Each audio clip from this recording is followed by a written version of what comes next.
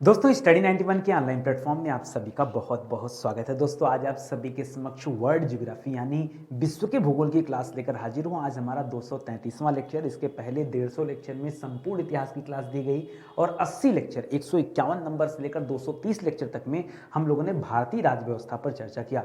और आज अगली क्लास में हम लोग वर्ल्ड ज्योग्राफी शुरू कर रहे हैं। तो 231 और 32 दो लेक्चर आपको दिए जा चुके हैं। आज हमारा 233वें नंबर का लेक्चर है। अगर आप एक क्लास देखते हैं दोस्तों तो 6961 से लेकर 6990 तक के सवाल तैयार हो जाएंगे। धीरे धीरे हम 7000 पर पहुंचने वाले हैं। ठीक है, ध्यान दीजिएगा। आज जो हमारा टॉपिक है, आज हम चर्चा करेंगे सूर्य के बारे में। सूर्य से संबंधित कौन कौन से सवाल पूछे जाते हैं, ग्रहों के बारे में अपनी कहानियां शुरू करेंगे। और ग्रह में दोस्तों स्पेशली 4 ग्रहों के बारे में पढ़ेंगे। हमने पृथ्वी नहीं रखा है, पृथ्वी के बारे में बाद में मैं आपको डिटेल से पढ़ाऊंगा। तो बुध ग्रह हो गया, शुक्र हो गया, मंगल हो गया और बृहस्पति हो गया, इसके बारे में हम लोग विस्तार से पढ़ेंगे। तो स्टार्ट किया जाए आज की क्लास को। तमाम ऐसे सवाल यहाँ दिए गए हैं जो बहुत इंपॉर्टेंट है और परीक्षा में बार बार पूछे जाते हैं। ठीक है, चलिए स्टार्ट करते हैं और पढ़ना आरंभ करते हैं। ध्यान देंगे स्टडी 91 के प्लेटफॉर्म से कई विषय के लिए फाउंडेशन कोर्स भी शुरू किया गया है। तो आप चाहें तो ये फाउंडेशन कोर्स ज्वाइन कर सकते हैं। अलग अलग विषय के लिए हमारे हेल्पलाइन नंबर है, कॉल करके संपर्क कर सकते हैं। सीधे मुद्दे पर आते हैं और अपनी क्लास शुरू करते हैं। ठीक है, पहला सवाल ये रहा आपके स्क्रीन पर, बहुत ध्यान से सोच समझ के जवाब दीजिएगा। ठीक है, सवाल क्या लिखा है दोस्तों कि सूर्य किरीट से प्रकाश की प्राप्ति कब होती है। दोस्तों पिछली क्लास में मैंने बताया था सूर्य किरीट के बारे में। ठीक है, क्या बताया था दोस्तों? सूर्य किरीट के बारे में। और मैंने आपसे कहा था कि जब कभी पूर्ण सूर्य ग्रहण की स्थिति होती है, क्या होता है? जब कभी पूर्ण सूर्य ग्रहण की स्थिति होती है, उसी केस में दोस्तों ये किरीट मुकुट के रूप में हमें दिखता है। ठीक है, याद रखिएगा। और सूर्य ग्रहण लगेगा कब? जब क्या होगा दोस्तों? जब पृथ्वी और सूर्य के बीच में क्या आ जाए? चंद्रमा आ जाए। जब पृथ्वी और सूर्य के बीच में क्या आ जाए दोस्तों? चंद्रमा आ जाए। तो याद रखिएगा भाई, जाहिर सी बात है कि मान लीजिए पृथ्वी पर कोई खड़ा व्यक्ति, तो उसको ये सूरज तो दिखाई नहीं देगा क्योंकि बीच में चंद्रमा आ गया। ठीक है, इस वजह से दोस्तों क्या लग जाता है? सूर्य ग्रहण लगता है। तो याद रखिएगा ये सूर्य किरीट की जो बात कर रहा है, इससे प्रकाश की प्राप्ति तभी होती है जब सूर्य ग्रहण की स्थिति होती है। और याद रखिएगा इस केस में एक्स रेज निकलती हैं। ठीक है, कौन सी किरणें निकलती है दोस्तों? एक्स रेज निकलती है। तभी कहा जाता है कि नंगी आंखों से हमें कभी ग्रहण नहीं देखना चाहिए। ठीक है, क्योंकि उसमें प्रभाव ज्यादा पड़ता है। तो यहां आपका जवाब क्या हो जाएगा दोस्तों? जवाब हो जाएगा पूर्ण सूर्य ग्रहण। यह आपका दोस्तों इस सवाल का सही उत्तर हो जाएगा। ठीक है, अगले सवाल पर आते हैं। अगला सवाल पढ़िए क्या लिखा है।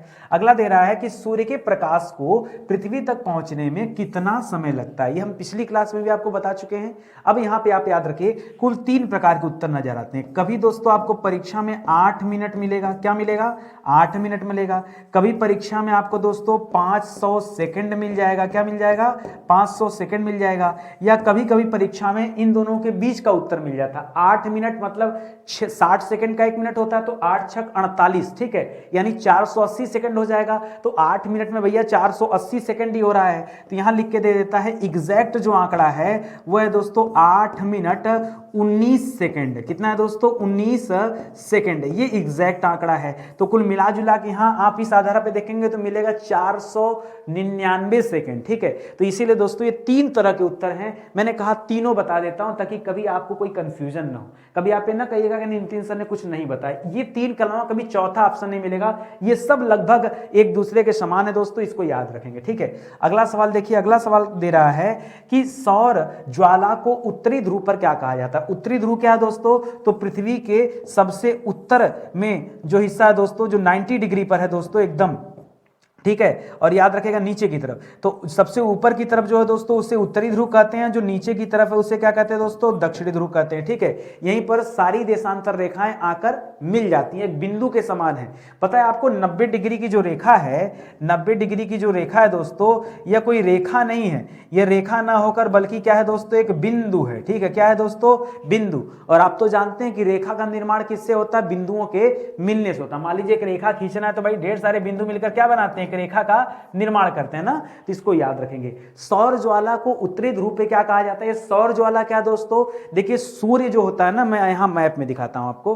ठीक है, ये जो सूर्य दोस्तों, इस सूर्य से लपटें निकलती, भयानक लपटें निकलती है। सूर्य से बहुत भयानक लपटें निकलती दोस्तों। ठीक है, तो इसे ऐसे ऐसे करके देखिए, ऐसे ऐसे करके ना खूब लपटें निकलती हैं। और यही जो लपटें होती हैं दोस्तों, यही लपटें क्या होती हैं दोस्तों? इसी को कहा जाता है सौर ज्वाला। क्या कहा जाता है दोस्तों?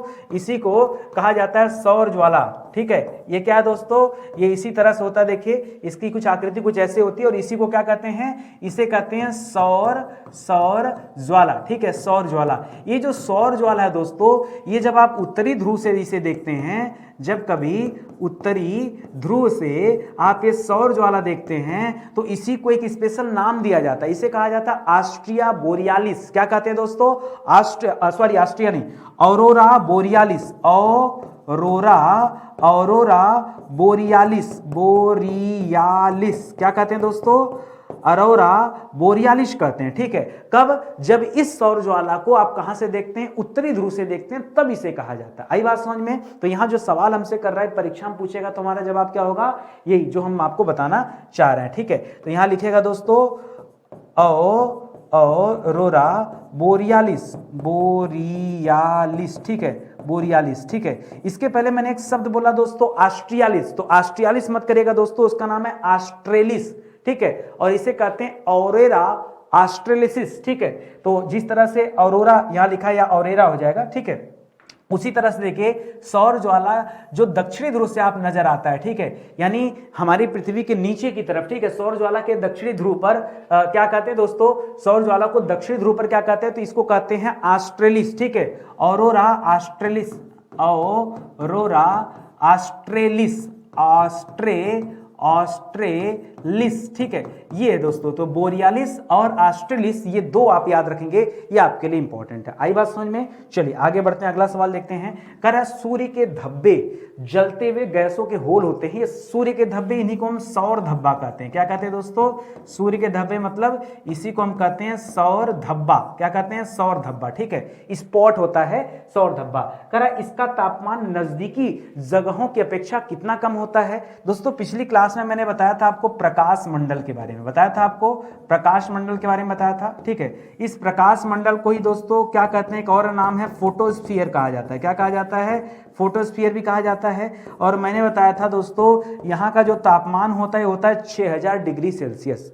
दोस्तों मैंने कई जगह पढ़ा तो मुझे मिला कि 1500 डिग्री सेल्सियस इसका तापमान होता है, लेकिन कल मुझे एक जगह पढ़ने को मिला कि 1500 डिग्री सेल्सियस कम होता है। अब अंतर हो गया भाई, अंतर क्या हुआ पहले वो समझिए। मुद्दा ये है कि दोस्तों तापमान जो होता है 6000 डिग्री सेल्सियस, हमने अगर कहा कि 1500 डिग्री सेल्सियस कम होता है, इसका मतलब 4500 डिग्री सेल्सियस की बात करेगा, ठीक है। और अगर हमने डायरेक्ट कर दिया कि 1500 डिग्री सेल्सियस है, तब एक अलग बात हो गया, ठीक है। तो जब मैंने शोध किया, बहुत अच्छे से स्टडी किया, तो हमें एक उत्तर मिला। उस उत्तर की वजह से पिछली क्लास में मैंने जो आपको बताया था, मैं उसमें सुधार करना चाहता हूं, ठीक है, संशोधन।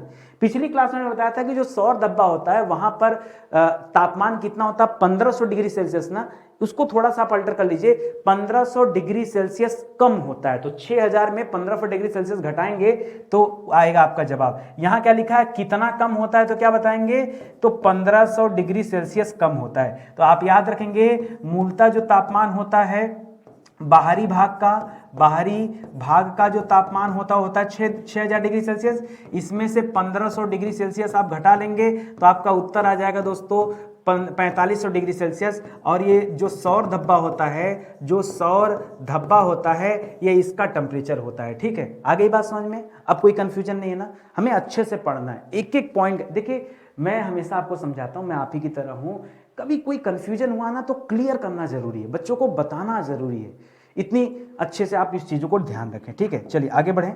अगला सवाल दे रहा है कि सूर्य का धब्बा सूर्य के चारों ओर एक चक्र पूरा करने में कितना समय लेता है। ये जो सौर धब्बा होता है दोस्तों, ये सौर धब्बा कितना समय लेता है दोस्तों एक चक्र पूरा करने पे। अगर चक्र की बात आई रही तो दोस्तों पिछली क्लास में मैंने आपको कुछ सिखाया था, ये फिर से पुनः एक बात मैं बताना चाहूंगा दोस्तों। ये था सूर्य, मैंने आपसे बताया था दोस्तों सूर्य का जो बीच का हिस्सा होता है, सूर्य के जो बीच का हिस्सा होता है दोस्तों, बीच का मतलब सूर्य का ये वाला जो हिस्सा होता है, ये वाला, ठीक है, सेंटर का जो हिस्सा होता है, ठीक है, इसको घूर्णन करने में दोस्तों, इसको घूर्णन करने में इसको घूर्णन करने में कितना समय लगता है, तो केवल 25 दिन का समय लगता है, ठीक है। वहीं दोस्तों जो ऊपर ये ध्रुवी साइड का जो हिस्सा होता है, ठीक है, ध्रुवी साइड का जो हिस्सा होता है, ठीक है, इसको घूर्णन करने में कितना समय लगता है, तो इसको लगता है दोस्तों 35 दिन का समय लगता है। जो ध्रुवी हिस्सा है, जो ध्रुवी हिस्सा है उसको कितना समय लगता है दोस्तों, 35 दिन का समय लगता है, ठीक है, 35 दिन का समय लगता है,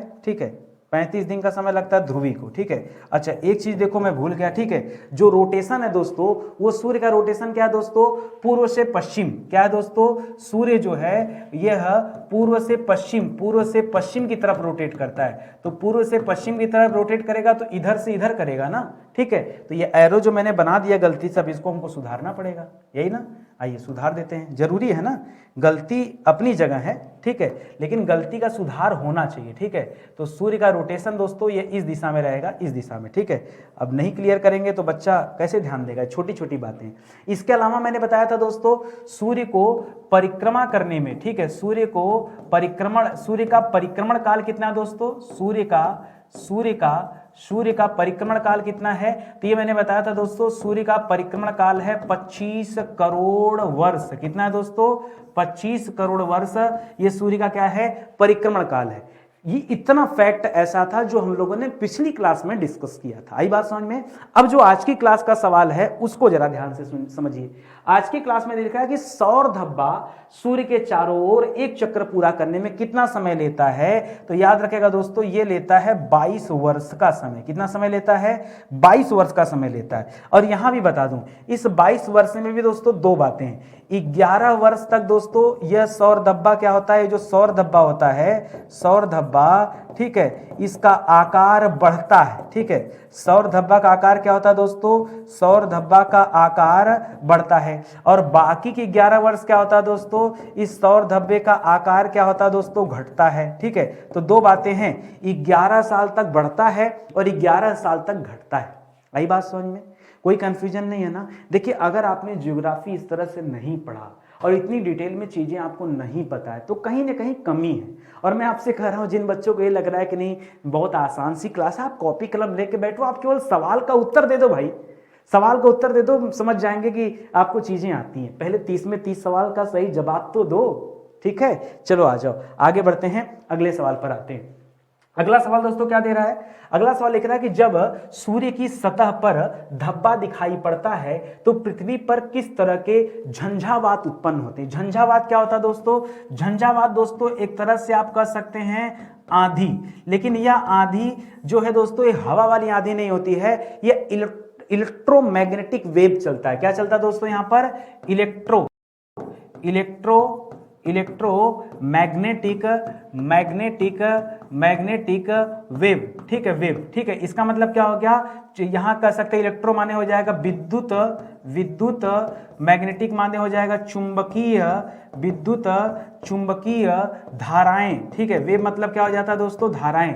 तो पृथ्वी पर विद्युत चुंबकीय धाराएं चलने लगती हैं जब कभी सूर्य पर इस तरह का धब्बा दिखाई पड़ता है, तब दोस्तों पृथ्वी पर इस तरह की चीजें होती हैं। तो कभी कभी परीक्षा में देता है, कभी कभी परीक्षा में देता है कि इसे चुंबकीय झंझावात कहते हैं। क्या कहते हैं, इसे चुंबकीय झंझावात यानी आंधी, चुंबक की आंधी, चुंबकीय आंधी ये कहा जाता है। तो ये आप जवाब याद रखेगा, ठीक है। चलिए आगे बढ़िए, अगले सवाल पर आइए।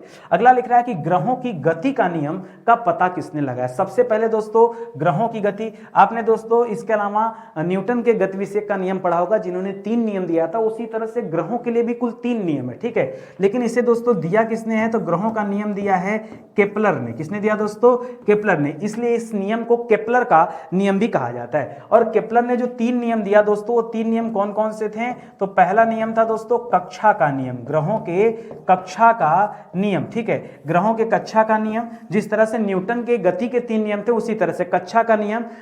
दूसरा है दोस्तों अवधि का नियम,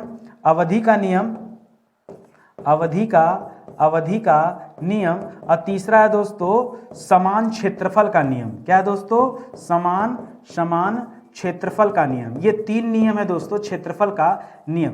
कभी आप ज्योग्राफी की डिटेल क्लास में आइए, ठीक है, जहां हम इंडिविजुअल ज्योग्राफी पर चर्चा करेंगे, फिर आप इन सारी चीजों को वहां डिटेल में पढ़िएगा। आज की क्लास जो हमारी दोस्तों ये बेसिक क्लास है, मैं चाहता हूं कि जो बेसिक चीजें हैं ये आपको जानकारी होनी चाहिए, ठीक है। चलिए आगे बढ़ते हैं दोस्तों, ये केपलर का नियम है, याद रखेंगे। कह रहा है सूर्य के चारों ओर घूमने के साथ साथ ग्रह अपनी धुरी यानी अक्ष पर भी घूमते हैं, इसे क्या कहते हैं? देखिए दो शब्द हैं यहां पर। अगर कोई ग्रह सूर्य के चारों तरफ घूम रहा है तो उसे कहा जाता है परिक्रमा करना, ग्रह का परिक्रमा करना। परिक्रमा को कहा जाता है परिक्रमण काल, ठीक है। जैसे एग्जांपल देता हूं, बहुत कंफ्यूजन होता है। आप किसी मंदिर में जाते हैं तो जब भगवान की पूजा अर्चना कर लेते हैं तो एक दो चक्कर मारते हैं मंदिर के चारों तरफ घूम के ना, तो आपसे क्या कहा जाता है? भाई मंदिर की परिक्रमा कर लीजिए, तो परिक्रमा करने जाते हैं, ठीक है। ऐसे बड़े बड़े जो धाम हैं, जैसे चित्रकूट हो गया, आपका अयोध्या हो गया, आपका मथुरा हो गया, वहां भी पूरे के पूरे उस शहर की ही परिक्रमा लगती है, ठीक है। तो ये हो जाएगा परिक्रमा। परिक्रमा मतलब किसी वस्तु के चारों तरफ घूमना, यही परिक्रमा हो गया। एक शब्द होता है परिभ्रमण, परिभ्रमण, ठीक है।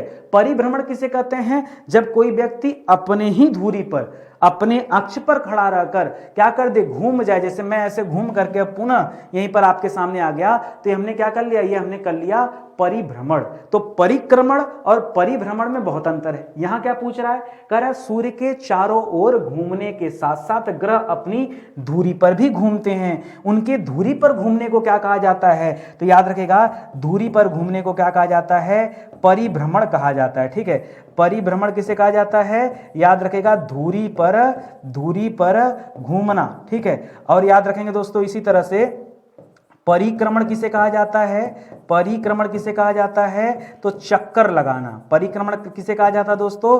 चक्कर लगाना को कहा जाता है। तो चक्कर लगाएगा तो परिक्रमण हो जाएगा, और अपनी धुरी पे घूमेगा तो परिभ्रमण हो जाएगा। जैसे पृथ्वी सूर्य के चारों तरफ घूमती है तो एक चक्कर कितने समय में लगाती है? जब सूर्य के चारों तरफ घूमती है तो उसको परिक्रमण कहते हैं। वो 365 दिन में लगता है। 365 दिन का एक वर्ष होता है, एक मानव वर्ष, ठीक है। इसी तरह से पृथ्वी अपने धुरी पर भी घूमती है, और 24 घंटे में पृथ्वी एक चक्कर लगाती है, जिसकी वजह से दिन और रात होते हैं, ठीक है। तो पृथ्वी का क्या हो जाएगा? परिभ्रमण हो जाएगा। आ गई बात समझ में? चलिए आगे बढ़ते हैं, अगले सवाल पर आते हैं। अगला सवाल लिख रहा है सूर्य से बढ़ती दूरी के आधार पर ग्रहों का क्रम क्या है, ठीक है। मान लीजिए एक एग्जांपल दे दूं, मान लीजिए यहां पर सूर्य है, ठीक है। मान लीजिए यहां पर सूर्य है, ठीक है, ठीक है। सूर्य है तो सूर्य के सबसे नजदीक में दोस्तों कौन सा ग्रह है? ठीक है, सबसे नजदीक में, तो सूर्य के सबसे नजदीक में है दोस्तों बुध ग्रह। कौन है दोस्तों? बुध ग्रह है, ठीक है। बुध के बाद दोस्तों किसका नंबर आता है? बुध के बाद आता है यहां पर शुक्र ग्रह का नंबर आता है। बुध के बाद कौन सा ग्रह दोस्तों? शुक्र ग्रह है। शुक्र के बाद दोस्तों किसका नंबर आता है? शुक्र के बाद दोस्तों पृथ्वी का नंबर आता है, पृथ्वी का नंबर आता है। पृथ्वी के बाद दोस्तों किसका नंबर आता है? पृथ्वी के बाद दोस्तों मंगल ग्रह का नंबर आता है, मंगल। ये दोस्तों जो 4 ग्रह हैं इनको आंतरिक ग्रह कहा जाता है। इन दोनों ग्रहों के बीच में दोस्तों याद रखेंगे क्षुद्र ग्रहों की कुछ पेटियां हैं, क्षुद्र ग्रह यहाँ पाए जाते हैं, ठीक है। छोटे छोटे मतलब इतने ज्यादा है ना, इतने बहुत सघन अवस्था में, ठीक है। तो ये क्षुद्र ग्रहों की क्या है दोस्तों? पेटी है। ये क्या है दोस्तों? ये एक सेकंड, ठीक है। ये जो दोस्तों है क्या है दोस्तों? ये क्षुद्र ग्रह है। क्या है दोस्तों? यह क्षुद्र ग्रह होते हैं, ठीक है। इसके बाद दोस्तों किसका नंबर आ जाता है? इसके बाद नंबर आ जाता है बृहस्पति का। किसका नंबर आ जाता है दोस्तों? ये कौन सा ग्रह है दोस्तों? ये बृहस्पति है। कौन सा है दोस्तों? बृहस्पति, हमारे सौरमंडल का सबसे बड़ा ग्रह। बृहस्पति के बाद दोस्तों किसका नंबर आ जाता है? इसके बाद नंबर आ जाता है दोस्तों शनि का। किसका नंबर आ जाता है दोस्तों? शनि का नंबर आ जाता है। शनि वही ग्रह दोस्तों जिसके चारों तरफ क्या पाए जाते हैं? वलय पाए जाते हैं, वलय, ठीक है। तो ये हो जाएगा दोस्तों, ये शनि ग्रह हो जाता है, शनि। शनि के बाद किसका नंबर आता है दोस्तों? अरुण का नंबर आता है। किसका नंबर आता है दोस्तों? ये कौन सा ग्रह है? यह अरुण ग्रह है, अरुण। अरुण के बाद दोस्तों कौन सा आता है? अरुण के बाद ये लास्ट में आ जाएगा वरुण ग्रह। कौन सा आ जाएगा? वरुण, अरुण और वरुण। तो दोस्तों ये है आपके सामने ग्रह। तो सूर्य से अगर आप क्रम के बढ़ती दूरी के आधार पर देखेंगे तो ये हो जाएगा 4 आंतरिक ग्रह हैं, 4 बाह्य ग्रह हैं। कोई दिक्कत आपको नहीं ना? चलिए आगे बढ़ते हैं, आराम आराम से पढ़ते चलो भाई, कोई जल्दीबाजी तो है नहीं कि जल्दी से हमें खत्म ही कर देना है, बस पढ़ते जाओ। लेकिन घटते आकार के आधार पर ग्रहों का क्रम क्या है?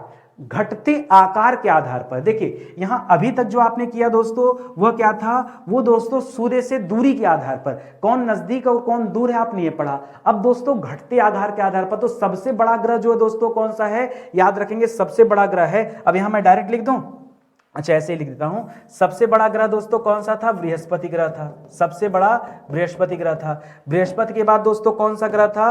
बृहस्पति के बाद शनि ग्रह था। कौन सा था दोस्तों? शनि ग्रह, ठीक है। बृहस्पति के बाद शनि ग्रह था, ठीक है, ये शनि हो गया, ठीक है। शनि के बाद दोस्तों किसका नंबर आता है? अरुण का नंबर आता है, ठीक है, अरुण और वरुण, ठीक है। शनि के बाद अरुण आ गया। अच्छा मुझे एक चीज बताइए, अरुण पहले आएगा कि वरुण पहले आएगा? ये तो बहुत मतलब जबरदस्त कंफ्यूजन की बात है।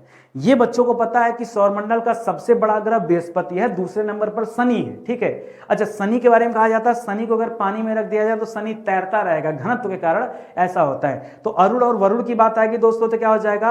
अरुण वरुण जो नाम आप बोलते हैं ना, जिस तरह से यहाँ अरुण पहले था वरुण बाद में था, क्रम वही रहेगा, घबराने की बात नहीं है। ये जो लिखा है बिल्कुल सही लिखा है, तो अरुण और वरुण हो जाएगा। इसके बाद दोस्तों क्या आ जाएगा? इसके बाद नंबर आ जाता है पृथ्वी का। किसका नंबर आ जाता है? इसके बाद पृथ्वी आ जाएगी। अगर आप भार के अकॉर्डिंग देख रहे हैं तब तो नंबरिंग देते जाइए, या एक नंबर छोड़िए, अच्छा नंबरिंग देने की जरूरत नहीं, 1 नंबर 2 नंबर 3 नंबर 4 नंबर, 5वें नंबर पे क्या आ गया दोस्तों? 5वें नंबर पे पृथ्वी आ गई। पृथ्वी के बाद दोस्तों भारी कौन सा है? तो पृथ्वी के बाद मंगल से भी ज्यादा भारी दोस्तों शुक्र ग्रह है। कौन सा है? मंगल से भी भारी ग्रह कौन सी है? शुक्र ग्रह है, शुक्र। और शुक्र के बाद दोस्तों किसका नंबर आता है? मंगल का नंबर आता है, मंगल का नंबर आता है। और मंगल के बाद अंतिम में कौन सा आता है दोस्तों? ये आता है दोस्तों बुध का नंबर। किसका आता है? बुध का नंबर आता है, ठीक है। तो ये आप याद रखेंगे, ये ध्यान दीजिएगा। जनरली लोग समझते क्या है, जो आपसे गलती होती है वो गलती होती है कि पृथ्वी के बाद ज्यादातर लोग मंगल कर देते हैं, जो कि गलत है। मंगल नहीं, पृथ्वी के बाद शुक्र होगा, शुक्र के बाद मंगल होगा, मंगल के बाद बुध होगा। तो ये दोस्तों अगर हम घटते वजन के आधार पर देखेंगे, घटते वजन नहीं, आकार के आधार पर, उनके क्षेत्रफल के आधार पर देखेंगे दोस्तों, तो आपका जवाब कुछ ऐसा नजर आएगा, ठीक है। आइए आगे बढ़ते हैं, अगला सवाल पर आते हैं। करा किन ग्रहों को पार्थिव या आंतरिक ग्रह कहा जाता है? देखिए पार्थिव ग्रह भी कहा जाता है, सुनिएगा क्या क्या कहा जाता है। 1 नंबर पे याद रखेगा पार्थिव ग्रह कहा जाता है, 2 नंबर पे याद रखेगा इसे आंतरिक ग्रह कहा जाता है, 3 नंबर पे याद रखेगा इसे चट्टानी ग्रह भी कहा जाता है। क्या कहा जाता है? चट्टानी ग्रह, ठीक है, चट्टानी ग्रह भी कहा जाता है। और किन ग्रहों को कहा जाता है? तो ऐसे में कुल 4 ग्रह होते हैं, ठीक है। पहला है बुध, दूसरा है शुक्र, तीसरा है पृथ्वी और चौथा है मंगल। ये 4 ग्रहों को दोस्तों चट्टानी भी कहते हैं, और क्या कहते हैं? पार्थिव ग्रह कहते हैं, आंतरिक ग्रह कहते हैं, सब दोस्तों इन्हीं को कहा जाता है। इसी तरीके से आपसे पूछ सकता है बाह्य ग्रह, तो क्या कहते हैं? इसे बाह्य ग्रह कहते हैं, इसे गैसीय ग्रह कहते हैं। क्या कहते हैं? इसे गैसीय ग्रह कहते हैं, इसे जोवियन प्लैनेट कहते हैं। क्या कहते हैं दोस्तों? इसे जोवियन ग्रह भी कहते हैं। तो अगर जब आपसे कभी इस तरह का सवाल पूछे तो यहां भी 4 आते हैं। कौन कौन से आएगा दोस्तों? पहले याद रखेंगे, ये आ जाएगा यहां पर बृहस्पति आ जाएगा, दूसरे नंबर पे दोस्तों शनि आ जाएगा, तीसरे नंबर पे दोस्तों अरुण आ जाएगा, और चौथे नंबर पे दोस्तों वरुण आ जाएगा, ठीक है। ये 4 ग्रह जो होते हैं दोस्तों, इन्हीं को बाह्य ग्रह कहा जाता है। कोई दिक्कत नहीं ना? चलिए आगे बढ़ते हैं, अगले सवाल पर आइए। लिख रहा है कुल 8 ग्रहों में से, ध्यान दीजिएगा ग्रहों की संख्या कुल कितनी हमारे सौरमंडल में? 8 है दोस्तों। बहुत पहले यम को भी दोस्तों ग्रह माना जाता था, लेकिन यम को अब क्या माना जाता है? उसे क्षुद्र ग्रह माना जाता है, ठीक है। 2006 में दोस्तों एक बैठक हुई थी, उस बैठक के दौरान दोस्तों इसे क्षुद्र ग्रह घोषित कर दिया गया, क्योंकि ग्रहों के बारे में कहा जाता है कि ग्रहों का जो परिक्रमण वाला रास्ता होता है, उस रास्ते को किसी दूसरे ग्रह के द्वारा अगर काट दिया जाता है तो जो ग्रह काटता है उसको ग्रहों की श्रेणी से हटा दिया जाता है। और यम के साथ कुछ ऐसा ही हो रहा, यम दूसरों के साथ कुछ ऐसा ही कर रहा था, ठीक है। आगे देखिए, लिख रहा है 5 ग्रहों को नंगी आंखों से देखा जाता है। 5 नहीं आप बल्कि 6 कर लीजिए, ज्यादा सही है। चलिए पहले आइए लिखते हैं हम लोग। सबसे पहले याद रखेगा, बुध को नंगी आंखों से देख सकते हैं, शुक्र को नंगी आंखों से देखा जा सकता है, इसके अलावा मंगल को नंगी आंखों से देखा जा सकता है, इसके अलावा दोस्तों बृहस्पति को भी नंगी आंखों से देखा जा सकता है, बृहस्पति को, इसके अलावा दोस्तों शनि को भी नंगी आंखों से देखा जा सकता है। एक जो इसमें नहीं दिया दोस्तों, आप याद रखेगा पृथ्वी, क्योंकि इस पृथ्वी को नंगी आंखों से देख जरूर लेते हैं, लेकिन हम जिस पृथ्वी पर रहते हैं हम उसे देखें कैसे पूरी पृथ्वी, ठीक है। तो याद रखेगा, इसीलिए इसको स्टार लगा के आप अलग कर लीजिए। तो यहाँ 5 लिखा है, वरना अगर आप ऐसे देखेंगे तो इनकी संख्या कितनी हो जाएगी? 5 के बजाय ये 6 बोलना ज्यादा सही रहेगा, ठीक है। चलिए आइए आगे बढ़ते हैं, अगला सवाल करिए।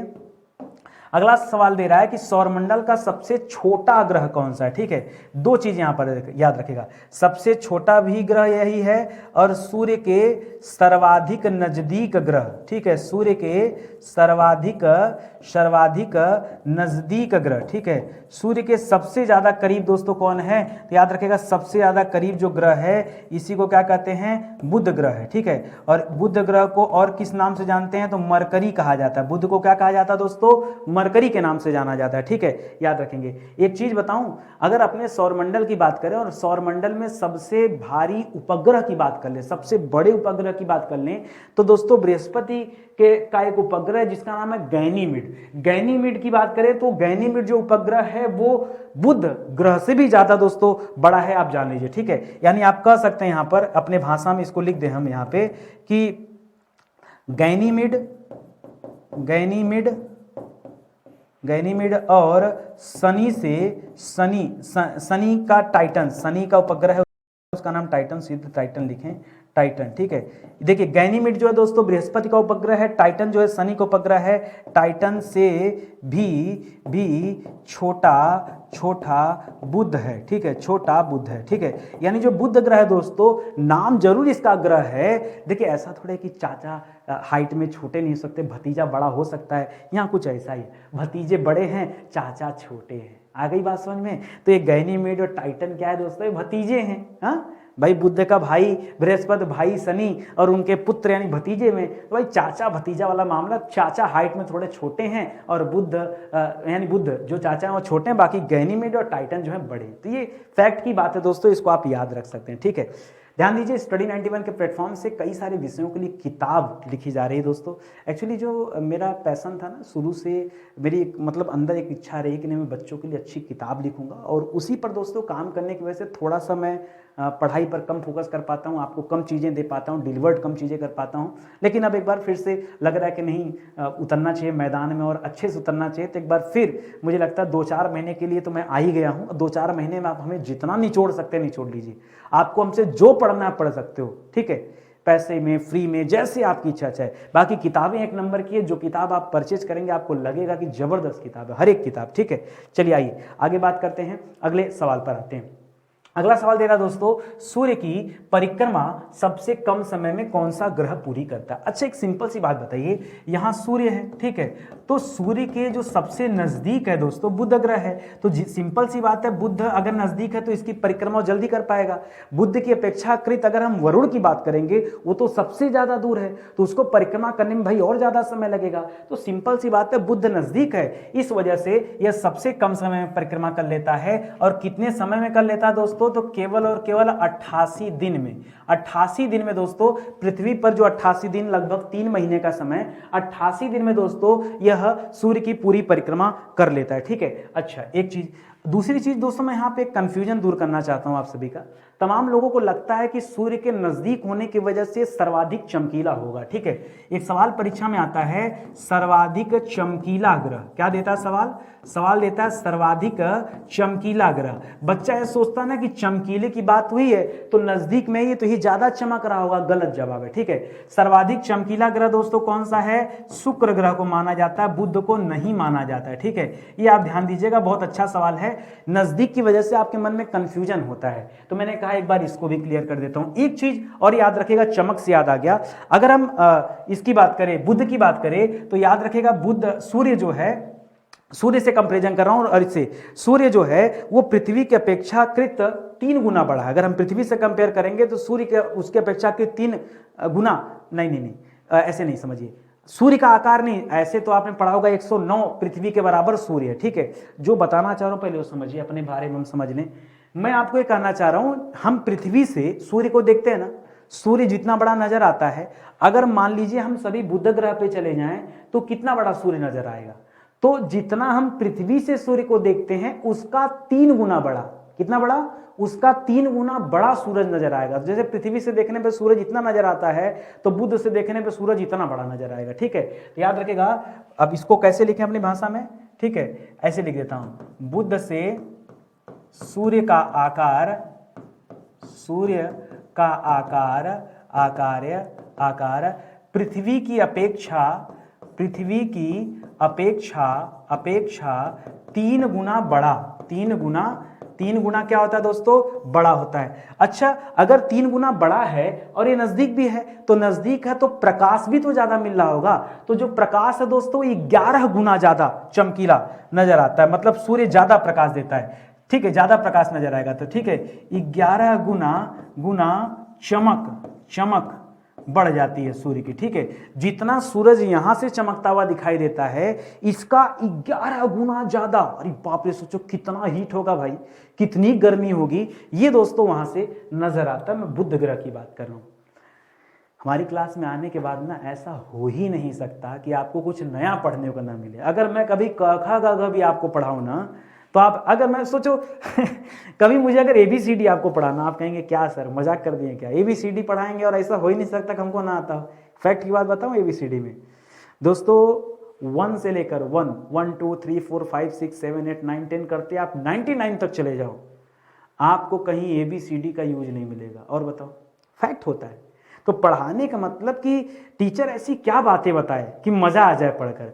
इंग्लिश में 26 लेटर होते हैं, 26 अक्षर होते हैं ना, वर्ड होते हैं ना, 26 का 2 गुना होता है 52 वर्ड किस में होते हैं, हिंदी में होते हैं। चाइनीज एक ऐसी भाषा है जहां हम दाएं से बाएं या बाएं से दाएं नहीं लिखते हैं, चाइनीज ऊपर से नीचे लिखी जाती है। तो ऐसे जब कभी क्लास करो तो मतलब ऐसे से फैक्ट दो ना कि बच्चे भी एकदम खुश हो जाएं।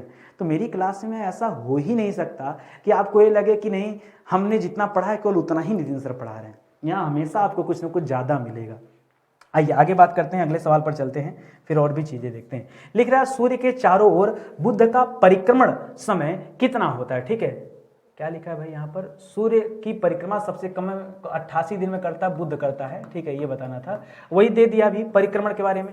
परिक्रमण मतलब क्या हो जाता है दोस्तों, परिक्रमण का मतलब मैंने पीछे बताया चक्कर लगाना, ये बताया ना, परिक्रमण मतलब क्या हो जाता है, चक्कर लगाना। और जो बुध परिक्रमण करता है ये कितने दिन में करता है दोस्तों, तो पीछे हम बता ही दिए आपको कि 88 दिन में दोस्तों परिक्रमण करता है, तो इसको आप याद रखेगा 88 दिन। एक चीज और याद रखेगा, बुध ग्रह पर दोस्तों चंद्रमा के समान गड्ढे पाए जाते हैं, चंद्रमा के समान गड्ढे दोस्तों बुध ग्रह की धरती पर बने हुए हैं दोस्तों, इसको आप याद रखेंगे, ठीक है। चलिए आगे बढ़ते हैं। लिख रहा है सौरमंडल का सबसे चमकीला और सबसे गर्म ग्रह कौन सा है, सबसे ज्यादा चमकीला दोस्तों कौन सा है, तो दोस्तों मैंने पहले ही बता दिया है कि जब चमकीले की बात करेंगे तो आप याद रखेगा शुक्र ग्रह, ठीक है। शुक्र ग्रह चमकीला भी है और शुक्र ग्रह दोस्तों सर्वाधिक गर्म ग्रह भी है, ये आप याद रखेंगे, ठीक है, इसको याद रखेगा। और शुक्र ग्रह ऐसे दूरी के आधार पर देखेंगे तो दूरी के आधार पर दोस्तों दूसरे नंबर पे आता है, सेकंड नंबर पे आता है। और दोस्तों क्षेत्रफल के आकार पर देखेंगे, क्षेत्रफल के आकार पर देखेंगे तो ये 7वें नंबर पे आता है ना, 7वें नंबर पे,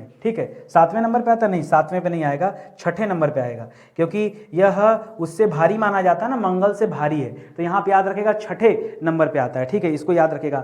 और ऐसा क्यों होता है दोस्तों, जो लिखा है सबसे गर्म ग्रह, ठीक है, तो दोस्तों इसके ऊपर सल्फ्यूरिक एसिड के बादल पाए जाते हैं, इसके वातावरण में, वो शुक्र के वातावरण में क्या पाए जाते हैं, सल्फ्यूरिक एसिड के बादल पाए जाते हैं। और आपको फैक्ट बताएं, ये जो बादल सल्फ्यूरिक एसिड के होते हैं ना, इनसे सड़े हुए अंडों की बदबू आती है, सड़े अंडे जैसी बदबू आती है, ठीक है, बदबू आती है। ये मैं शुक्र ग्रह की बात कर रहा हूं दोस्तों, इसको याद रखेगा, ठीक है। तो गर्म होने के ये सब कई सारे कारण है, यहाँ पर कार्बन डाइऑक्साइड की मात्रा बहुत ज्यादा होती है, ठीक है। चलिए आगे बढ़ते हैं, अगले सवाल पर आते हैं। कह रहा पृथ्वी का निकटतम ग्रह कौन सा है, बच्चा यहां भी कंफ्यूज होता है, सोचता निकटतम में मंगल होगा, क्योंकि बार बार मंगलयान के बारे में सोचता है तो गड़बड़ कर देता है। याद रखेगा सबसे निकटतम ग्रह कौन है दोस्तों, शुक्र ग्रह को ही दोस्तों सबसे निकटतम ग्रह माना जाता है। इसी तरह लिख रहा है सौंदर्य की देवी किसे कहते हैं, तो शुक्र ग्रह को याद रखेंगे सौंदर्य की देवी भी कहा जाता है। शुक्र ग्रह को दोस्तों सुबह का तारा कहा जाता है, सुबह का तारा, कहीं कहीं पे लिखता है सुबह का तारा, कहीं कहीं पे लिखता है दोस्तों भोर का तारा, ठीक है, सुबह का तारा या भोर का तारा। और कहीं कहीं पर दोस्तों इसको सांझ का तारा कहा जाता है, क्या, सांझ यानी शाम का तारा, ठीक है, शाम शाम का तारा, ये भी दोस्तों कहा जाता है। बाकी हमने बता दिया कि सौंदर्य की देवी भी इसे कहते हैं। तो ये शुक्र है, शुक्र को इंग्लिश में दोस्तों वीनस कहा जाता है। क्या कहा जाता है दोस्तों? शुक्र को इंग्लिश में क्या कहा जाता है? वीनस कहा जाता है। ये तथ्य भी आप याद रखेंगे, ठीक है। अच्छा, एक चीज और याद रखेगा दोस्तों, सूर्य पृथ्वी के निकटतम ग्रह तो है। कुछ अन्य फैक्ट बताता हूं, ऐसे खाली खाली छोड़ना अच्छा नहीं लगता।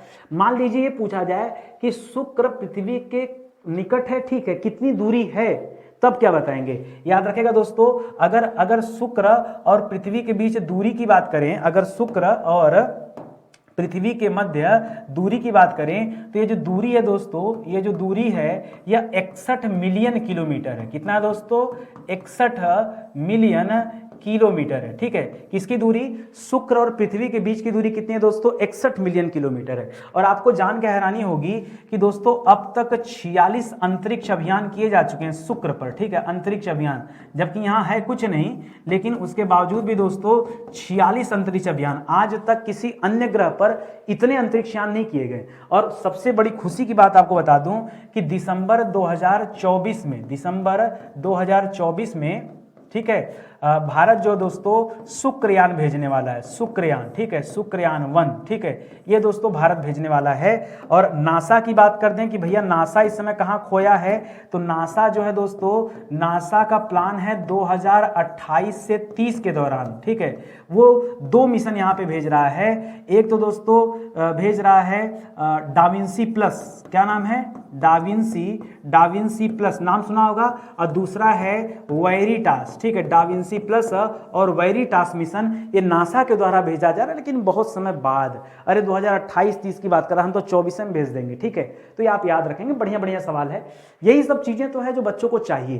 तो आप समय दीजिए, आइए। और आज 233 लेक्चर में आपको इतना ज्यादा मजा आ रहा है, तो सोचो इसके पहले मैंने जितना लेक्चर पढ़ाया इस सीरीज में, वो सारा लेक्चर जिस दिन आपने देख लिया ना, आपका कॉन्सेप्ट क्लियर हो जाएगा। एक एक टॉपिक पर क्लास दिया गया भाई।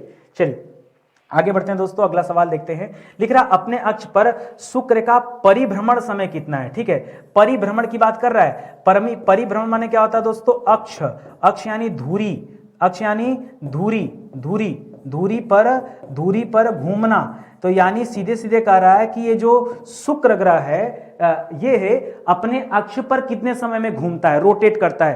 तो याद रखेगा दोस्तों, ये रोटेट करता है 243 दिन में। कितने समय में रोटेट करता है दोस्तों? 243 दिन में। और आपको जान के हैरानी होगी, इससे कम समय में सूरज का चक्कर काट के आ जाता है। घूमेगा तो 243 दिन लगा देता है, और सूर्य का जब चक्कर काटने की बात आती है, इसकी स्पीड अब बढ़ जाती है, ठीक है। यानी अगर हम परिक्रमण की यहां बात कर लें, परिक्रमण की बात कर लें, यानी चक्कर लगाने की बात कर दें, चक्कर लगाना, ठीक है, तो परिक्रमण में होता क्या है, ये इसकी स्पीड बढ़ जाती, मतलब 224 दिन में ही ये क्या कर लेता है? परिक्रमा कर लेता है, लेकिन घूमता बहुत लेट में है। इसीलिए दोस्तों इसे क्या कहा जाता है दोस्तों? ये मतलब सबसे धीमे गति से दोस्तों यह रोटेट करने वाला ग्रह है अपने अक्ष पर, ठीक है। बहुत धीरे, इतना समय तो कोई नहीं लगाता है जितना समय लगाता है। सबसे तेज 10 घंटा में बृहस्पति अपनी धुरी पर घूम लेता है। और इसको सोचिए, हमारी पृथ्वी जो काम 24 घंटे में कर देती है, वो काम ये 243 दिन में करता है। शुक्र ग्रह इतना धीरे धीरे रोटेट करता है, बताइए, ठीक है। इसे लेटा हुआ ग्रह भी कहते हैं। शुक्र ग्रह को और किस नाम से जानते हैं? इसे लेटा हुआ ग्रह कहते हैं। आइए बताता हूं, यहां मंगल की बात आ गई, यही बताना पड़ेगा। शुक्र ग्रह को क्या कहते हैं दोस्तों? अरे मैप हम तो भूल ही गए बताना। आइए वीनस की बात कर लेते हैं। यह है दोस्तों शुक्र ग्रह। क्या है ये है शुक्र ग्रह,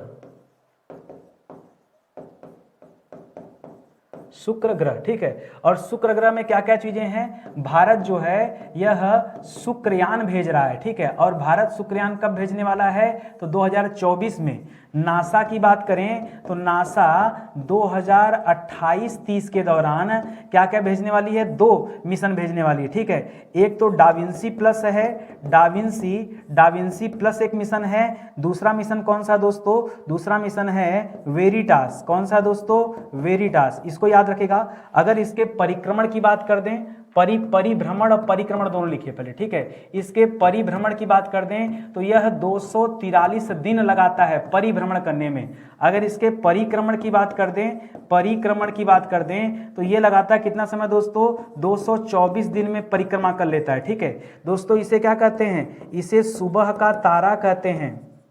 क्या कहते हैं, सुबह का तारा कहते हैं। इसे सांझ का तारा कहते हैं, ठीक है, सांझ का तारा कहते हैं। इसे पृथ्वी की भगिनी कहते हैं, पृथ्वी की भगिनी यानी बहन, भगिनी का मतलब क्या हो गया, पृथ्वी की बहन कहते हैं। इसे सौंदर्य की देवी कहा जाता है, सौंदर्य की देवी भी कहा जाता है इसे, ठीक है। ये सारा फैक्ट दोस्तों किससे संबंधित है, इससे, ठीक है। यहाँ पर सल्फ्यूरिक एसिड के बादल पाए जाते हैं, किसके बादल, सल्फ्यूरिक एसिड के बादल, ठीक है, सल्फ्यूरिक एसिड के बादल पाए जाते हैं जिनसे सड़े अंडे जैसी गंध निकलती है। आगे बात समझ में, ये देखिए चीजें होती है, ऐसे जब पढ़ेंगे तब आनंद आएगा, ठीक है। आगे बात समझ में, कहीं कोई डाउट नहीं है ना, आगे बढ़ा जाए। चलिए आगे बढ़ते हैं, अगला सवाल करते हैं। अच्छा, जो सवाल मैंने बताया तो लिख ही नहीं पाया, जिसके लिए मैं ओपन किया, ठीक है दोस्तों। इसे लेटा ग्रह का, लेटा मत कहिए, यहाँ ये इसका जो घूर्णन है ना, इसका जो घूर्णन है, ये घूर्णन दोस्तों पूर्व से पश्चिम की तरफ है, पूर्व से पश्चिम की तरफ ये घूर्णन करता है। और इस घूर्णन के कारण यहाँ सूर्योदय कहाँ होता है दोस्तों, पश्चिम में होता है और सूर्यास्त पूर्व में होता है, ठीक है। सूर्यास्त कहाँ होता है दोस्तों, पूर्व में होता है। ये भी आप याद रखेगा, बड़ा स्पेशल फैक्ट है, ठीक है। पूछता है कि दुनिया में ऐसी कौन सी जगह है पूरे ब्रह्मांड में जहां सूरज जो है पश्चिम से निकलता हो पूर्व में डूबता हो, गजब सर, यही है, ठीक है। तो याद रखिएगा, रोटेशन की वजह से ऐसा होता है, ये आप ध्यान रखेंगे। आगे बात समझ में, अब तो सारा कॉन्सेप्ट क्लियर हो गया ना। चलिए आगे बढ़ते हैं, अगले सवाल पर आते हैं। अगला सवाल लिख रहा है, मंगल का लाल रंग जो है दोस्तों ये किसके कारण होता है। तो मंगल का जो रंग है दोस्तों लाल दिखाई देता है, क्यों, क्योंकि दोस्तों इस पे आयरन ऑक्साइड की अधिकता है। किसकी अधिकता है, आयरन ऑक्साइड की अधिकता होने के कारण मंगल ग्रह पर क्या होता है दोस्तों, लाल रंग का दिखाई देता है, ठीक है। एक चीज और, अगर क्रम की बात करें दोस्तों, अगर हम क्रम की बात करें तो क्रम में दोस्तों ये चौथे नंबर पे आता है। और अगर दोस्तों हम किसकी बात करें, घटते हुए आकार की बात करें, आकार के आधार पर यह 7वें नंबर पे आता है, क्योंकि 8वें नंबर पे बुध का नाम आता है, ठीक है। तो दोस्तों ये वाला फैक्ट पहले याद रखेगा। दोस्तों मंगल के 2 उपग्रह भी है जो हम आगे पढ़ेंगे, अभी फोबोस डीमोस आएगा। और क्या बता दें इसके बारे में, शुक्र ग्रह के बाद दोस्तों पृथ्वी के सबसे नजदीक यही है, ठीक है। भारत दोस्तों इसके लिए मंगलयान भेज चुका है। चीन याद रखेगा, चीन भारत को क्या घोषित किया है, प्राइड ऑफ एशिया। क्या कहा है दोस्तों, प्राइड ऑफ एशिया कहा है, क्योंकि भारत एशिया का ऐसा पहला देश है, एशिया का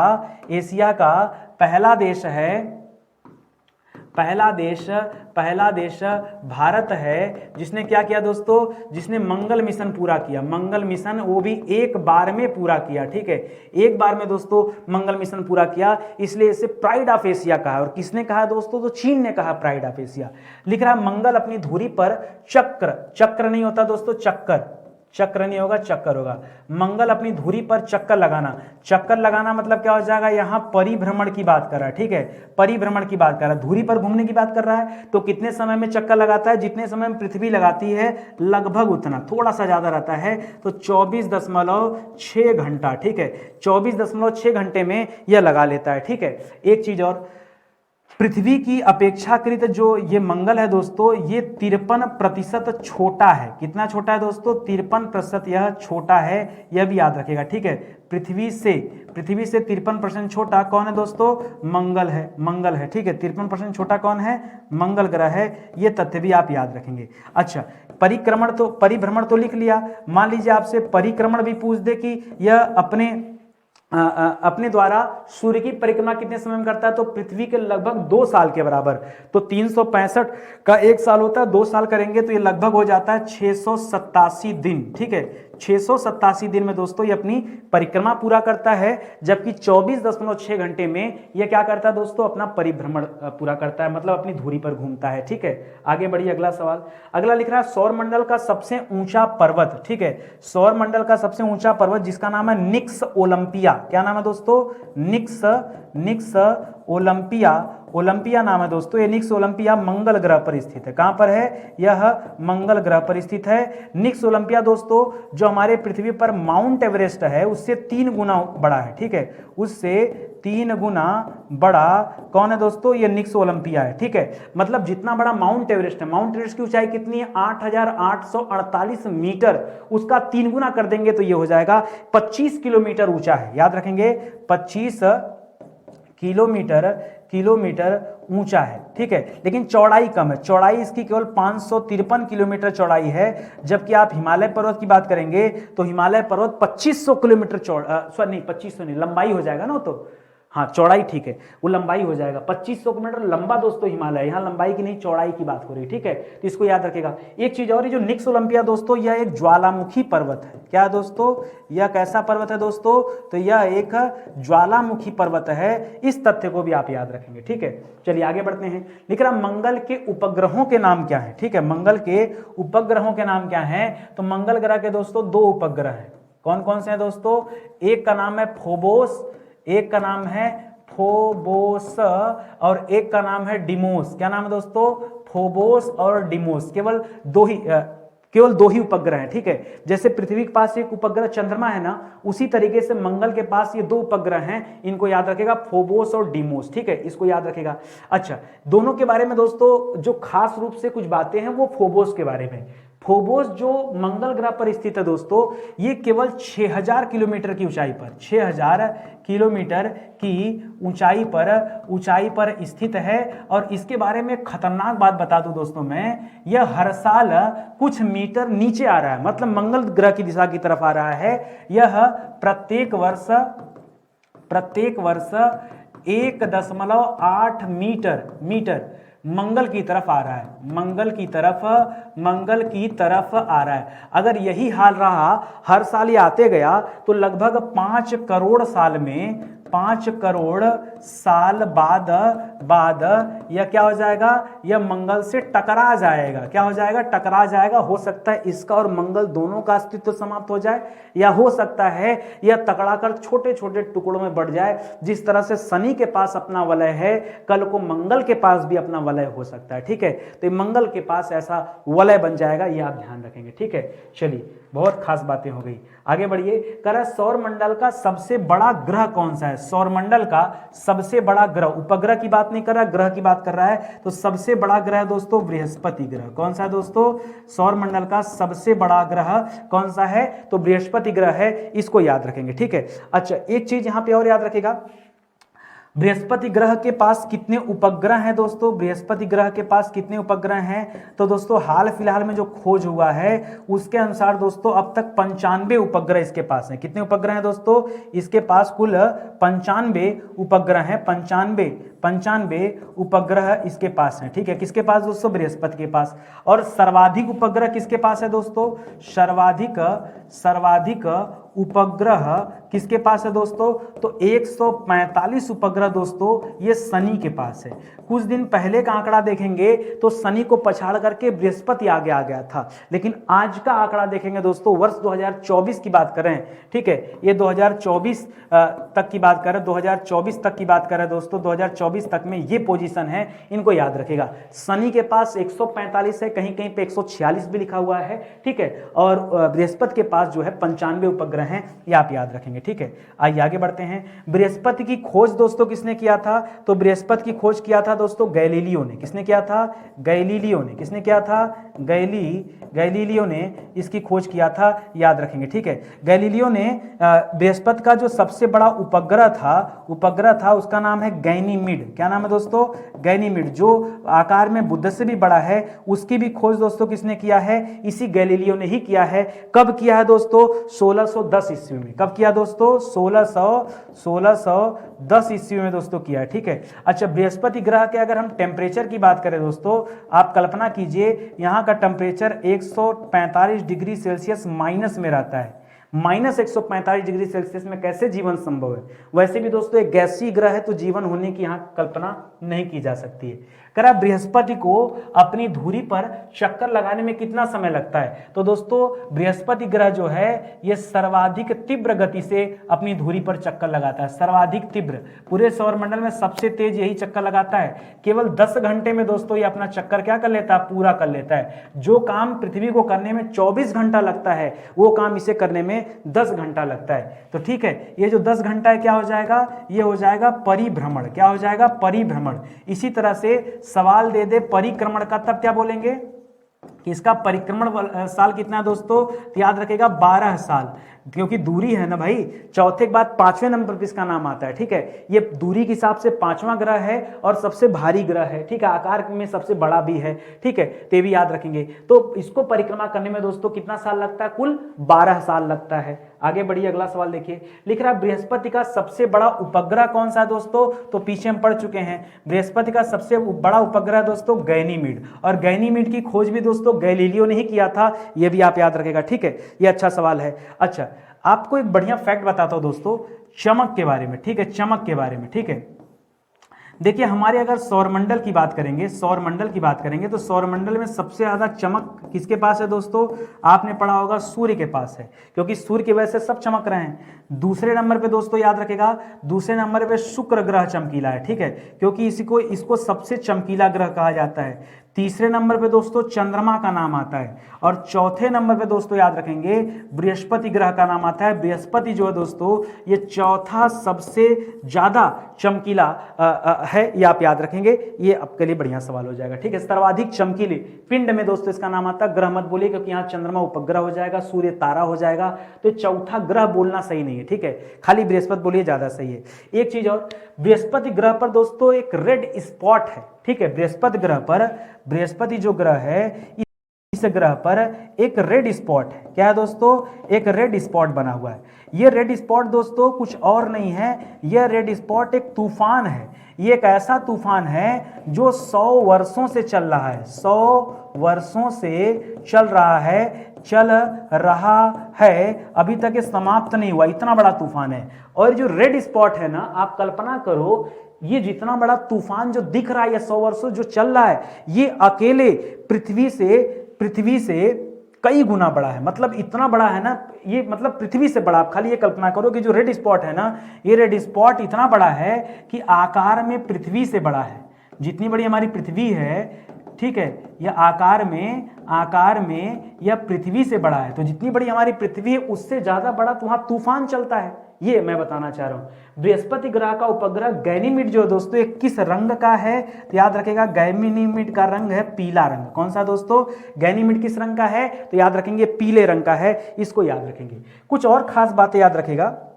बृहस्पति ग्रह को दोस्तों क्या कहा जाता है? गैसीय दानव कहा जाता है। ये जो ग्रह है दोस्तों याद रखेगा, ये बृहस्पति ग्रह है, ठीक है। ये बृहस्पति ग्रह है, बृहस्पति ग्रह है। इसी को दोस्तों हम जुपिटर कहते हैं। क्या कहते हैं दोस्तों? इसे हम जुपिटर कहते हैं। बृहस्पति ग्रह के बारे में याद रखेगा दोस्तों, अगर आप परिभ्रमण की बात करेंगे तो इसका परिभ्रमण कितने समय का है दोस्तों? केवल 10 घंटे में यह परिभ्रमण कर लेता है। अगर इसके परिक्रमण की बात करेंगे तो ये परिक्रमा करता है 12 वर्षों में, ठीक है। अगर इसके उपग्रहों की बात करेंगे तो इसके पास दोस्तों अभी में 95 उपग्रह हैं, ठीक है दोस्तों। यह बाह्य ग्रहों की श्रेणी में आता है, बाह्य ग्रह की श्रेणी में आता है। इसे जोवियन प्लैनेट भी कहते हैं, जोवियन ग्रह भी कहते हैं, या फिर इसे गैसीय ग्रह भी कहते हैं, ठीक है। गैसीय ग्रह भी कहते हैं। गैसीय ग्रह से याद आ गया, इसे गैसीय दानव कहते हैं। क्या कहते हैं दोस्तों? इसे गैसीय दानव, दानव मतलब राक्षस, लेकिन यह एक ऐसा राक्षस है जो पृथ्वी की रक्षा करता है, ठीक है। इसे सौरमंडल का वैक्यूम क्लीनर भी कहा जाता है। सवाल पूछे परीक्षा में कि सौरमंडल का वैक्यूम क्लीनर किसे कहते हैं? वैक्यूम क्लीनर किसे कहते हैं, तब आप क्या बताएंगे दोस्तों, याद रखेंगे सौरमंडल का वैक्यूम क्लीनर ये बृहस्पति ग्रह को ही कहते हैं। ठीक है, यह दोस्तों क्या है, सर्वाधिक बड़ा, सबसे बड़ा आप कह सकते हैं, सबसे बड़ा ये ग्रह है दोस्तों, इसको आप याद रखेंगे। ठीक है, सबसे बड़ा ये ग्रह है। ठीक है, चमक के आधार पर देखेंगे, चमक के आधार पर तो इसका नंबर दोस्तों कितना स्थान है, चौथे नंबर का स्थान है अगर आप केवल चमक की बात करेंगे। ठीक है, इसका जो सबसे बड़ा उपग्रह है, उपग्रह सबसे बड़ा, तो सबसे बड़ा उपग्रह कौन सा दोस्तों, गैनीमीड है। कौन सा दोस्तों, गैनीमीड। अन्य में दोस्तों यूरोपा वगैरह का नाम आता है। ठीक है, गैनीमीड पे शोध चल रहा है दोस्तों। गैनीमीड जो कहा जाता है, यहाँ पर पानी की उपलब्धता पाई गई है। ठीक है, तो ये सारे तथ्य आप याद रखिए, यही सारी चीजें तो हैं जो परीक्षा में पूछी जाती। इतने बेहतर ढंग से अगर आपने एक बार पढ़ लिया चीजों का ना, फिर कभी कुछ गलत नहीं होने वाला है। मजा आया पढ़ के। तो आज की क्लास दोस्तों ये समाप्त होती है। अगली क्लास में हम अन्य ग्रहों के बारे में चर्चा करेंगे। ठीक है, तो चलिए सेशन दोस्तों ये समाप्त होता है।